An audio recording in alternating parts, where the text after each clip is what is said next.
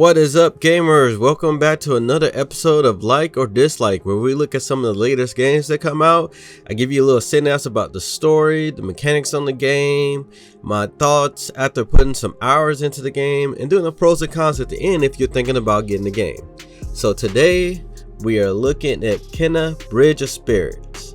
Now this is a third-person action adventure game where you use little creatures to help solve puzzles and the fight.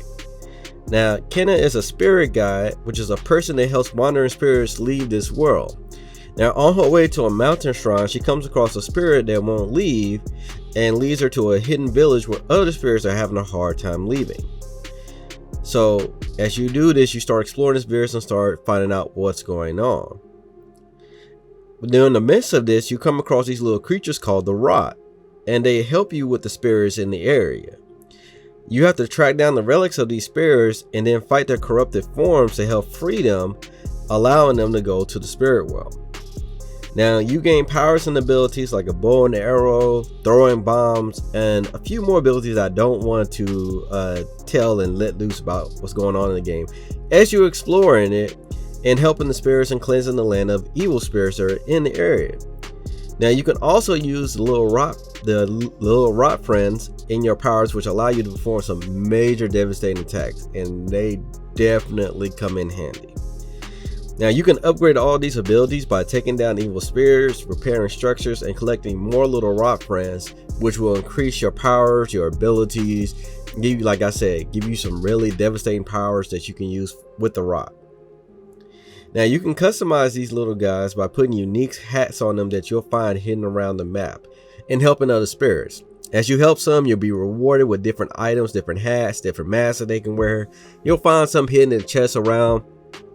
Some are little challenge stresses where you have to do a certain event or take out so many enemies in a certain amount of time, and it gives you little unique hats that you can put on. And depending on how many credits you have, you can buy them all have the same hat, or some with unique hats. And I thought that's pretty cool because pretty much every hat that you get and put on them, you're going to see one of them wearing them. Now combat is a mix of parrying and finding the right openings and weak spots on enemies, using your rot friends at the right time, and just avoiding hits, honestly. When it comes to the boss fights, none are the same, which is one thing I love. So you'll have to learn their moves, find their openings, find their patterns, and figure out the best way. Because I will admit and tell you guys, some of your rot attacks cause more damage on certain bosses than others. But as you start playing it, and you're gonna get your butt whooped a lot, because I did. You're going to understand it and figure out which abilities work best. Now it took me roughly 12 hours to complete the story, but it was fun with a very satisfying ending. I thought the story itself was a very good story. I love how they progressed the story with the different spirits, how they all connected, and dealing with Kena's problem as she's going to the mountain shrine. I thought it all summed up very well at the end. Now graphic wise, it's an amazing looking game with cutscenes mixing into gameplay, great detail on characters, very good voice acting, and enjoyable music. I think the music is one of the main things I will remember from this game, and if I can buy the soundtrack, I will definitely pick it up. But all this gameplay that you guys are seeing was recorded off the PC version at max settings, and I can tell you guys, this game is graphically a joy just to watch play. So if you have it on PC and you can't put it on max settings, you're gonna be in for it. You're gonna be in for a visual delight. So that's pretty much the game. With that said, let's jump into the pros versus the cons. Now starting off with the pros, the first one we're gonna look at is your powers. Like I said, as you help these spirits, you start unlocking new powers, which make a big difference. You have some powers abilities that give you more, they give you range attacks, some they give you more close quarter attacks, and I really like it because they really don't make you focus on a certain one. It's really whatever your playstyle is, and I thought that was very good. Now next part we're going to look at are the puzzles. The puzzles were very challenging. Some you'll figure out by instantly looking at them, some take a little bit thinking, and some you really had to like put the controller back, put the controller down and just think about it and look at like, what do they really want me to solve here? and I thought that was pretty good.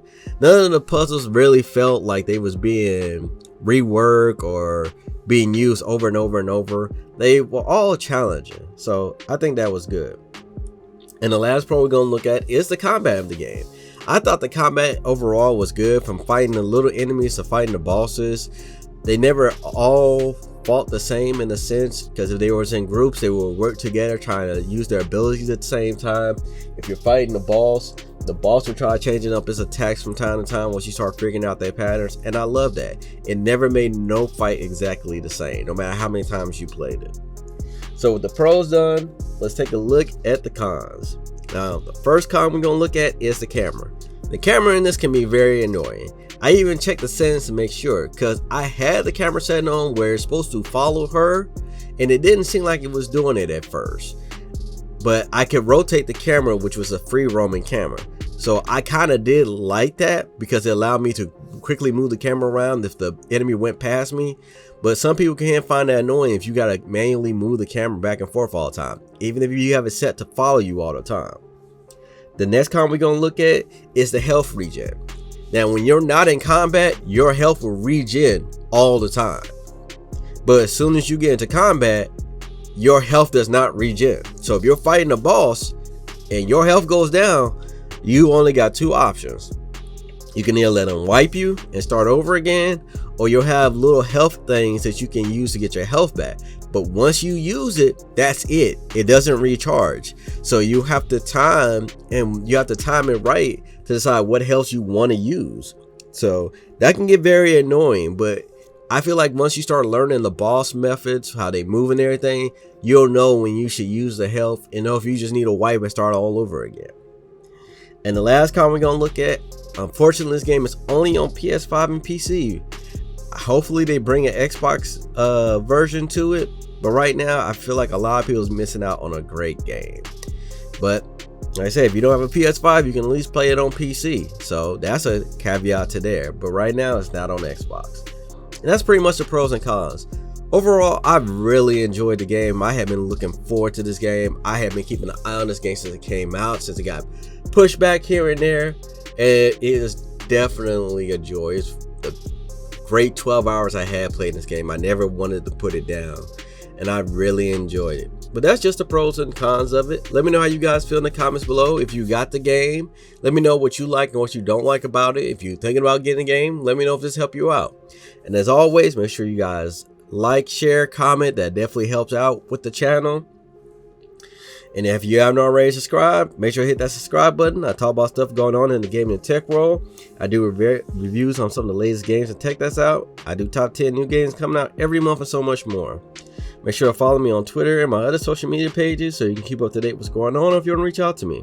I love talking about gaming, so don't be afraid to hit me up. You can catch me streaming on Twitch. I play indie, PC, console, and VR games. So you want to catch me playing a game in real time? Usually every Monday, Wednesday, and either Saturday or Sunday. But this is Proto, and I'll catch you guys in the next video.